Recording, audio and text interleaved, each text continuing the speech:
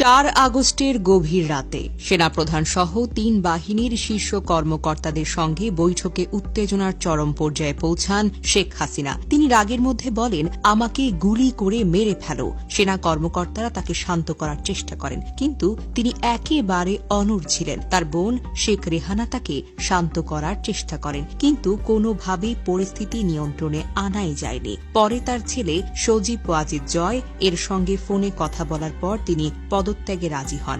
আমার দেশ পত্রিকার অনুসন্ধানে আরও জানা যায়, শেখ হাসিনা 4 আগস্ট বঙ্গভবনে রাষ্ট্রপতি মোহাম্মদ শাহাবুদ্দিন চুপ্পুকে ফোন করে জরুরি অবস্থা জারির জন্য প্রস্তুত থাকতে বলেছেন। সেনাপ্রধানকে নির্দেশ দিয়েছিলেন গুলিবর্ষণ করে ছাত্র জনতার বিক্ষোভ দমনের, তেমনি বিমান বাহিনী প্রধানকে হেলিকপ্টার থেকে গুলি চালাতেও বলেছিলেন তিনি। কিন্তু শেখ হাসিনার কোনো অভিপ্রায় বা হুকুম তামিল হয়নি। শেষ পর্যন্ত তাকে প্রাণ রক্ষার জন্য সুটকেস গুছিয়ে নিরাপদ অবস্থানে যেতে 45 মিনিট সময় বেঁধে দেওয়া হয়েছে। গণভবনে দুপুরের খাবার রান্না করা ছিল, কিন্তু খাওয়ার সময়টা আর ছিল না। বিমান বাহিনীর C-130J বিমান করে ভারতে পালিয়ে যেতে হয়েছে তাকে। এই সময় তিনি 14টি সুটকেস সঙ্গে করে নিয়ে যান। সুটকেসগুলো ঠিকঠাকভাবে বিমানে উঠেছে কিনা সে ব্যাপারে নিশ্চিত হন।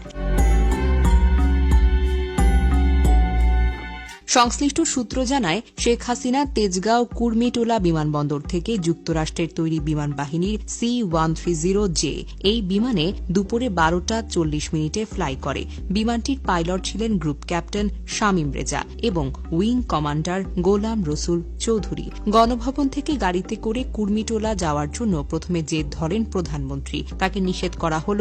গাড়িতে ওঠেন এবং গাড়িবহর গণভবন থেকে কুর্মিটোলার উদ্দেশ্যে যেতে থাকে। গাড়িবহরের অগ্রগামী ক্লিয়ারিং অফিসার জানান, সামনে বড় মিছিল আছে, গাড়িবহর নিয়ে যাওয়া যাবে না। তখন গাড়িবহরে থাকা SSF এর একজন অপারেশন অফিসার বলেন, আমরা গুলি করে করে এগিয়ে যাব। কিন্তু গাড়িবহরে থাকা জুনিয়র অফিসাররা বলেন, ঝুঁকি নেওয়া আমাদের ঠিক হবে না।